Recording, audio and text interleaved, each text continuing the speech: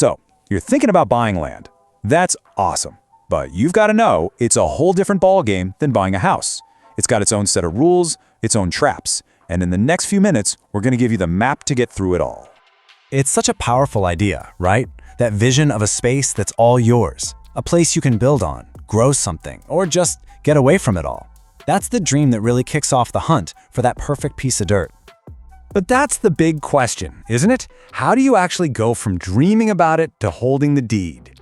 Well, like any big adventure, it all starts with a plan, a really solid one. So let's start right there. Okay, so Section 1, plan your purchase. Seriously, before you even open a single real estate app, the most important stuff happens right at your kitchen table. This is the planning phase, and believe me, getting this right makes everything else so much smoother. First things first, you've got to define your vision. What is this land actually for? Are you picturing your forever home, a little cabin for weekend getaways, or are you thinking of it as a long-term investment? That one answer that's going to steer the entire ship. All right, let's talk money. And this is where so many people get a huge surprise. The price you see on the listing, that's just the starting line. You have to factor in closing costs, property taxes, survey fees, and the big one, getting utilities hooked up. I'm talking about power, water. That can literally cost you tens of thousands of dollars if the spot is remote. It's a real shocker for a lot of folks. And here's another major financial reality check. You know how with a house you might put down, say, 3 or 5%? Forget that. Lenders see raw land as way riskier, so they're going to want a much bigger down payment. We're talking 20% on the low end, and honestly, it's often closer to 50%. That's a huge number to have ready. So how are you going to pay for this thing? Well, you've got a few options. You could get a land loan, usually from a local bank or credit union. Sometimes the seller will finance it for you, which can be more flexible. Cash, of course, is king. It's the simplest way. Oh, and if you're planning on farming, you absolutely have to look into a USDA loan. That could be a game changer. Okay, plan?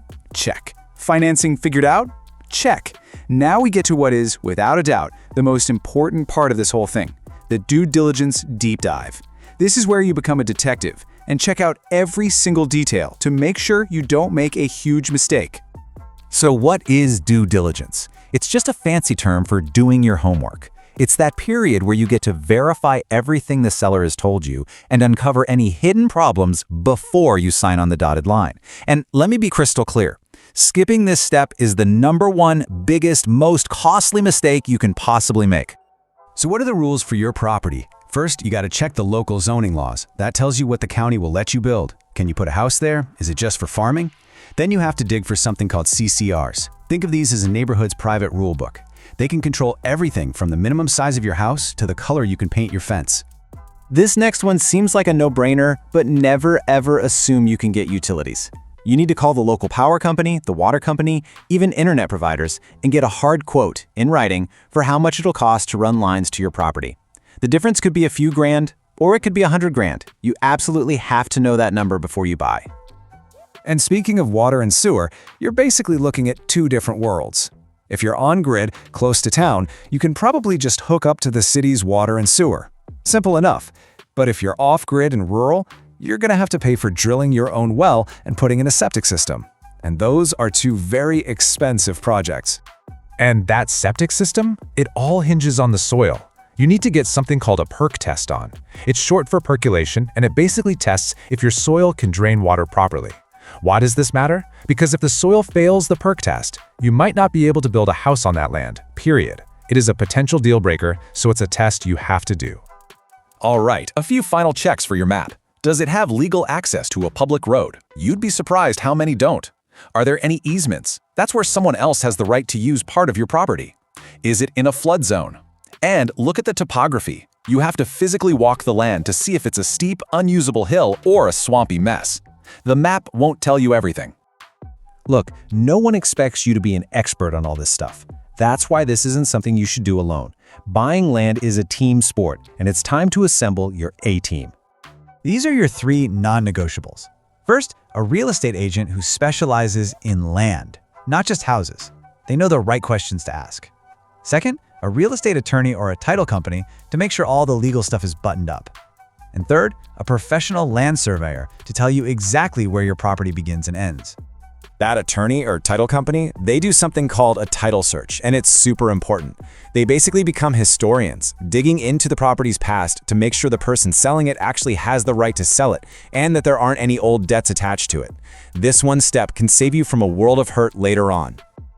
All right, you've made a plan, you've done all your homework, you've got your expert team ready to go.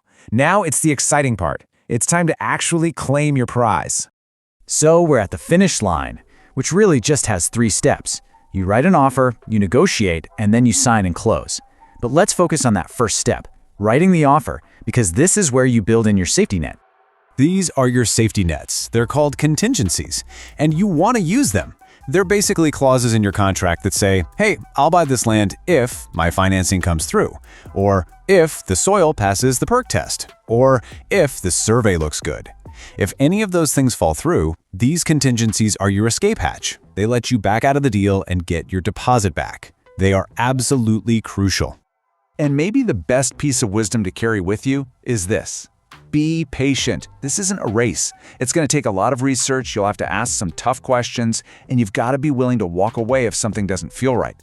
Just take your time. Look, buying land is a big undertaking, for sure, But it is so achievable. if you have the right plan, you build the right team, and you do your homework. You really can turn that dream into your own little slice of the world. Now go get started.